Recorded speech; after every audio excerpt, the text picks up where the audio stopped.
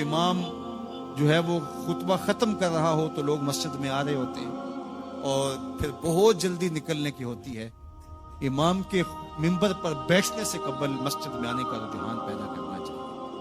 फरमाया गया कि जो शख्स जुमातुल मुबारक में सबसे पहले आता है उसको एक ऊंट ज़बह करने का सवाब नसीब होता है। जो उसके बाद आता है उसको एक गाय ज़बह करने का, फिर एक बकरी, और जब इमाम मिंबर पे बैठ जाता है फिर रुफ़े कलाम कलमे उठा ली जाती है। फिर उसके बाद आम जो सवाब है वही मुरतब होता है, वो जो खास सवाब है अव्वलियत का वो फिर उठा लिया जाता है। इसलिए कोशिश करें। मैं समझता हूँ इसमें हमारे खुतबा का भी बहुत कसूर है कि बाज़ का मिंबर से कोई मरबूत गुफ्तगू नहीं मिलेगी, कोई मुनज़्ज़म कलाम नसीब नहीं होगा और कोई बामकसद बात लोगों तक नहीं पहुंचाई जाएगी तो लोगों की दिलचस्पी नहीं होगी, लोग फिर देर से आएंगे। एक तो ये बात भी है, लेकिन दूसरी बात यह है कि हमारे यहाँ अमूमी तौर पे इज्तिमाई रवैया यह है कि मस्जिद में देर से जाने का फैशन, तो इस फैशन पे ना चले, बल्कि इमाम और खतीब के मिंबर पर बैठने से कबल जितना वक्त गुजरेगा आके बैठ के तिलावत करते रहें, जिक्र फिक्र में मशगूल रहें। जितनी देर आपको इंतजार करना पड़े ये आपके लिए खैर बरकत गुजरी है,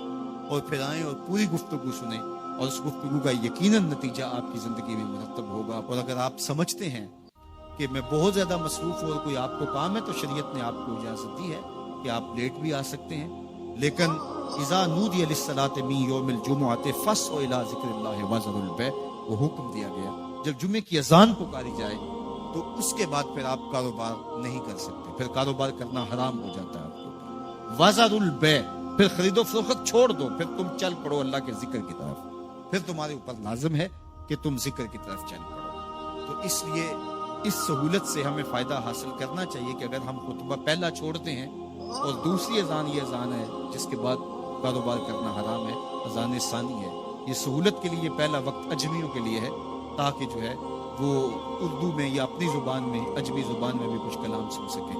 तो इसलिए हमें ये सहूलत दी गई है, वो बहुत ज़रूरी काम हो। तो दीन सीखने का ये कितना खूबसूरत मौका है।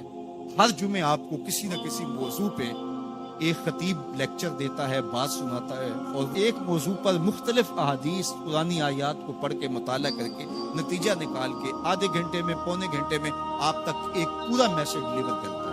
तो इसलिए उसको भरपूर हासिल करने के लिए और अपनी नस्लों को दीन से जोड़ने के लिए ये इस्लाम आज भी बहुत सारे मुशक्कतें और बहुत सारी साजिशों के बावजूद ये कायम है, इसलिए कि इसने खूबसूरत हमें नज़म दिया है। महल्ले की सतह पे 5 गाना नमाज है, इलाके की सतह पे जुमा है, सालाना शहर की सतह पर 2 ईद के इज्तिमा हैं और आलमी सतह पे हज का इज्तिमा है। तो ये एक नज़म है जो हमें दिया गया और ये हमें जोड़े रखता है और ये हमारी वहदत की अलामत है।